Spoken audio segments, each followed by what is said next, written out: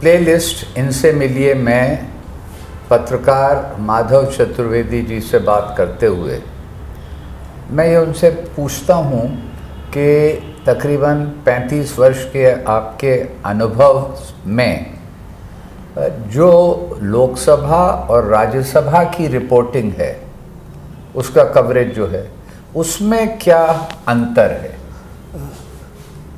हमारे संविधान निर्माताओं ने जब संसद की परिकल्पना की तो मूल में उनका यही अवधारणा थी कि ये देश की ऐसी पंचायत है जिसमें न केवल कानून बल्कि जो विभिन्न मुद्दे हैं, जो सरकार की समस्याएं हैं, देश की समस्याएं हैं, देश से जुड़ी अंतर्राष्ट्रीय समस्याएं हैं, तो उनमें दोनों सदनों में, राज्यसभा में भी और लोकसभा में भी लोग डिस्कस करें, डिबेट करें और फिर एक कलेक्टिव डिसीजन लें।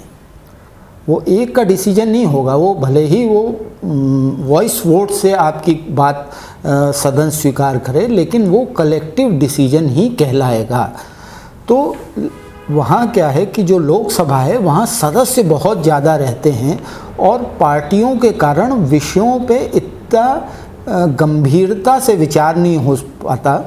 तो इसलिए हमारे संविधान निर्माताओं ने राज्यसभा बनाई, जहाँ पे राज्यसभा में ज़रूरी नहीं है कि आदमी निर्वाचित हो के आए। बहुत सारे विद्वान हैं जिन्होंने जीवन भर ब्यूरोक्रेसी में काम किया, साइंटिस्ट हैं, आपके इकोनॉमिस्ट हैं, जो मनोनीत सदस्य। तो मनोनीत सदस्य के तौर पर अब मैं आपको बताऊं कि मैं संसद में अपने पिछले 30 वर्षों के करियर में बता सकता हूं कि 5-6 नाम ऐसे ले सकता हूं जिनको सुनना अपने आप में एक अनुभव होता था। उनमें आपके स्वामीनाथन जी, प्रसिद्ध वैज्ञानिक, जो जिनको भारत में कृषि क्रांति का मुखिया माना जाता है। उसके अलावा विमल जालान रिजर्व बैंक के गवर्नर थे। पीसी अलेक्जेंडर ब्यूरोक्रेसी में रहे, कुछ समय गवर्नर भी रहे। लेकिन ये लोग जब बोलते थे तो बहुत हो सकता है कि बहुत कम बोलते हों, 2 या 3 बातें बोलते हों, लेकिन उनके 2 और 3 वाक्य जो है वो सामान्य व्यक्ति के 3 घंटे के, या जो सामान्य सदस्य, नेता या मंत्री बोल रहा है उसके 3 घंटों के भाषण पे वो 3 वाक्य भारी पड़ते थे। वो 3 वाक्य ये नहीं वो बोल रहे हैं, उनका पिछले जीवन भर का अनुभव बोल रहा है वो। तो वो अपनी बात बहुत छोटी, बहुत सरल भाषा में कहते थे, लेकिन उनकी बातों का बहुत महत्व होता था।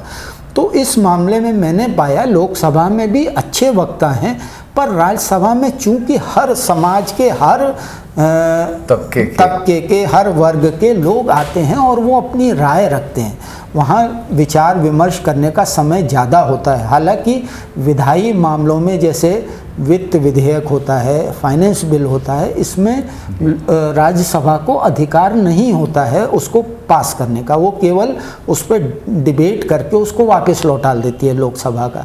लेकिन आप ये ना समझिए कि ये डिबेट जो है कोई सामान्य डिबेट होती है। कई बार ऐसा होता है कि किसी एक विषय पे, किसी एक मुद्दे पर कोई डिबेट हो रही है, तो हो सकता है कि उस डिबेट में जो सुझाव आए सरकार उस पर काम नहीं करे, हो सकता है ये सरकार उस पर काम न करे, लेकिन उस डिबेट, उस डिस्कशन में जो सुझाव आए हैं वो किसी अगले बिल में, किसी को हो सकता है अगली सरकार उसको इम्प्लीमेंट कर दे।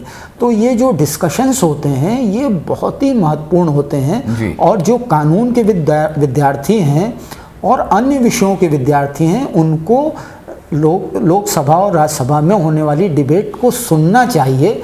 वो इतने एनरिचिंग होते हैं आपके एक्सपीरियंस को और आपको विषयों को समझने के लिए।